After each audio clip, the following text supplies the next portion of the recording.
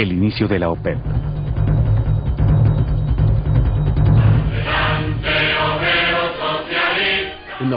Bajo el conflictivo ambiente de la Guerra Fría a comienzos de los años 50, la ideología marxista prevalecía en los países subdesarrollados que luchaban por su independencia.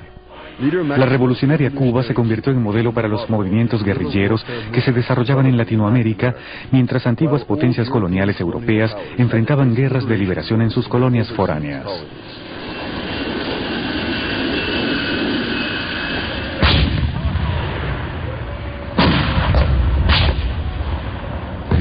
Líderes de 24 países africanos y asiáticos, países no alineados, como eran llamados, se reunieron en 1955 en la conferencia de Bandung. Allí se cristalizó la voluntad política hacia la autodeterminación de sus pueblos, junto con una voluntad más fuerte para controlar sus economías.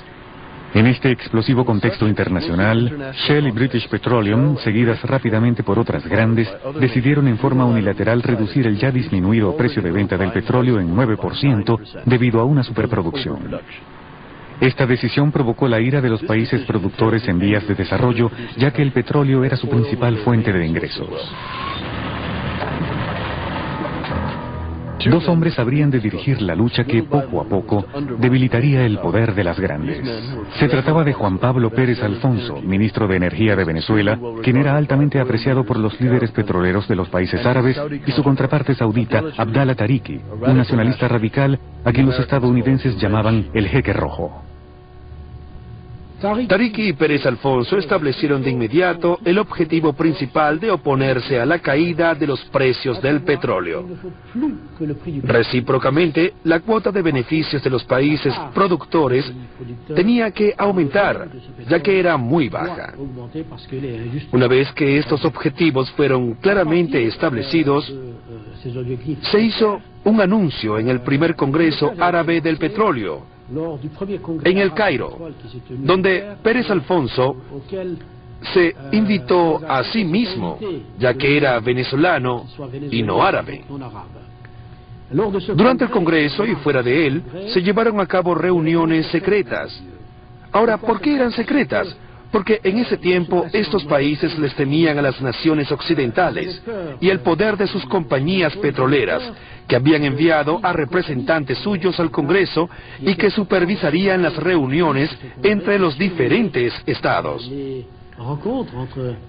Estos dos hombres organizaron reuniones secretas a las que también asistieron los iraquíes, los cuvaitíes y los iraníes. Y es aquí donde decidieron hacer un pacto, que fue llamado el Pacto de Mahdi, llamado así por el balneario egipcio donde se realizó. En él establecieron claramente que reaccionarían si el precio del petróleo era reducido de nuevo. Por supuesto, las grandes no tomaron estas advertencias en serio. El 10 de septiembre de 1960, un año después de la reunión secreta de Mahdi, los representantes de los países que firmaron el pacto, Arabia Saudita, Irak, Irán, Kuwait y Venezuela, se reunieron de nuevo en Bagdad. Después de 4 días de acaloradas discusiones ocasionales, los delegados acordaron finalmente crear una asociación dirigida a defender sus intereses comunes. Sería llamada OPEP, Organización de Países Exportadores de Petróleo. La tarea principal de los países miembros, como lo es hoy en día, era establecer un precio de venta común para el petróleo. En los países occidentales, la creación de la OPEP fue ignorada, desestimada o vista con escepticismo. El Washington Post escribió que la OPEP era un conglomerado belicoso de emiratos, jinetes de camellos y repúblicas bananeras. Los círculos petroleros predijeron que duraría solo unos pocos meses antes de que se disolviera. No obstante, a más de 40 años después de su creación, la OPEP aún es uno de los más importantes protagonistas en el escenario petrolero internacional. Durante las décadas de 1960 y 1970, a los 5 países fundadores, Venezuela, Arabia Saudita, Irak, Kuwait e Irán, se unieron otros 6 países: Qatar, Libia, Indonesia, Abu Dhabi, Argelia y Nigeria. Los 11 dominaban el mercado. Representaban 54% de la producción mundial, 70% de las reservas comprobadas y 85% de las exportaciones. A pesar de la increíble fuerza que representaba la OPEP en la economía mundial, no pudo librarse del poder de las grandes durante sus primeros 10 años de existencia. En este contexto de dominación de las grandes, Pérez Alfonso y Tariki, los dos padres de la OPEP, pagarían caro por el espíritu de independencia. El primero sería Tariki en 1962. Tariki tenía reputación de ser antiestadounidense, y una de las razones por tener esa reputación es que quería una proporción mayor del valor económico del petróleo para su país. Era un hombre radical. No estoy muy seguro de qué papel tuvimos nosotros en hacer que fuera despedido, pero ciertamente fue destituido de su cargo. El jeque Yamani, quien al menos era tan inteligente como su predecesor y muchísimo más afable que Tariki, le sucedió en el cargo de ministro del petróleo. El jeque Yamani, el hombre de la sonrisa eterna, era un abogado experimentado y un astuto diplomático. Durante 20 años fue una de las figuras claves de la OPEP. Siempre creí en la evolución. No creo en la revolución. Y no se puede nacionalizar el precio del petróleo así nomás, a no ser que se cuente con el potencial humano, la experiencia y la habilidad para lograrlo. Nosotros no contábamos con eso, así que opté por una posesión gradual de nuestros recursos petroleros.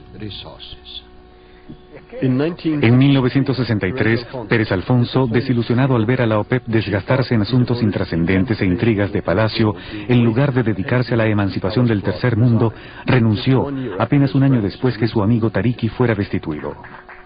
En lo sucesivo, Pérez Alfonso decidió actuar al margen de la OPEP, que se convirtió en su remordimiento de conciencia, luchando arduamente por el medio ambiente y el ahorro de energía. La nacionalización del petróleo. Durante la década de 1960, el conflicto entre el norte y el sur empeoró. En este contexto, el petróleo se convirtió en un objetivo capital, tanto en el plano político como en el económico. 3 países árabes miembros de la OPEP, Argelia, Libia e Irak, constituirían la vanguardia de la lucha por venir. A diferencia de Arabia Saudita e Irán, vistos como títeres en las manos del enemigo imperialista, estos países profesaban una ideología revolucionaria y sus líderes respectivos, Boumediene, Gaddafi y Saddam Hussein, eran impulsados por un odio visceral antioccidental. La determinación de los 3 rápidamente sacudió y despertó a la OPEP del entumecimiento. Argelia, un miembro reciente que se había unido a la OPEP en 1969, lideró esta cruzada del petróleo. A diferencia de otros países de la organización, Argelia obtuvo su independencia en 1962 a través de las armas, luego de una dura y larga guerra de 7 años contra Francia. De manera que para este recién liberado país, su fervor revolucionario era su principal activo, el cual Argelia decidió dedicar al petróleo del Sahara, su mayor riqueza.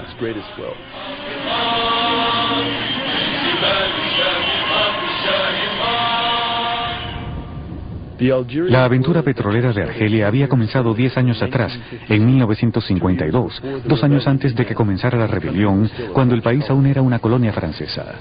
De acuerdo con la política francesa sobre la exportación de petróleo desde sus territorios colonizados, algunos geólogos no conformistas apostaron a favor del petróleo argelino del Sahara, a pesar del escepticismo de los expertos petroleros internacionales. Era una apuesta muy riesgosa, ya que las condiciones climáticas eran extremas y el área, que era más grande que Francia, era desierta, sin vías de comunicación ni viviendas. Después de 4 años de perforaciones secas y arduo trabajo, el éxito al fin llegó el 16 de junio de 1956. Un torrente de petróleo emergió desde 3.000 metros de profundidad en Hassi Messaoud. El yacimiento de gas de Hassi R'Mel fue descubierto poco tiempo después. Con estos 2 gigantescos yacimientos, Francia entró a formar parte de las principales naciones petroleras. La prensa cubrió el descubrimiento con beneplácito y la fiebre del oro negro se apoderó repentinamente de la población francesa. Hasta el general de Gaulle atrajo la atención pública al visitar el yacimiento de Hassi Messaoud.